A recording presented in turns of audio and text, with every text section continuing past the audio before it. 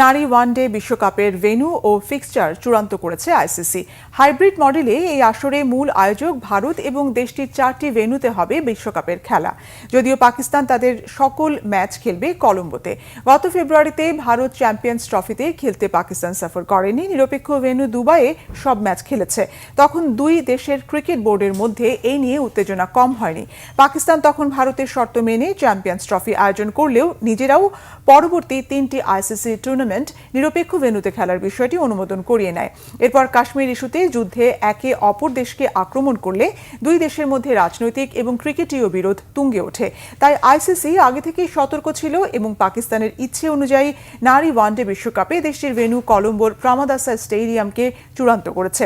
এছাড়া ভারতের 4টি ভেন্যুতে বিশ্বকাপের ম্যাচগুলো হবে। বেঙ্গালুরুর এম চিন্নাস্বামী স্টেডিয়ামে হবে ফাইনাল ম্যাচ। ভারতের মূল ভেন্যু এই স্টেডিয়ামই। এছাড়া গুয়াহাটি, ইন্দোর এবং বিশাখাপত্তমে হবে বিশ্বকাপের ম্যাচগুলো। পাকিস্তান দল যদি সেমিফাইনালে এবং পরবর্তীতে ফাইনালে ওঠে তাহলে এই দুইটি ম্যাচ কলম্বোতে অনুষ্ঠিত হবে। 8 দেশের এই বিশ্বকাপ 30 সেপ্টেম্বর শুরু এবং 2 নভেম্বর হবে ফাইনাল। এছাড়া 2026 নারী টি20 বিশ্বকাপ শুরু হবে 12 জুন ইংল্যান্ডের এজবাস্টনে। 24 দিনে 33টি ম্যাচ ইংল্যান্ডের 7টি ভেন্যুতে হবে এই খেলা।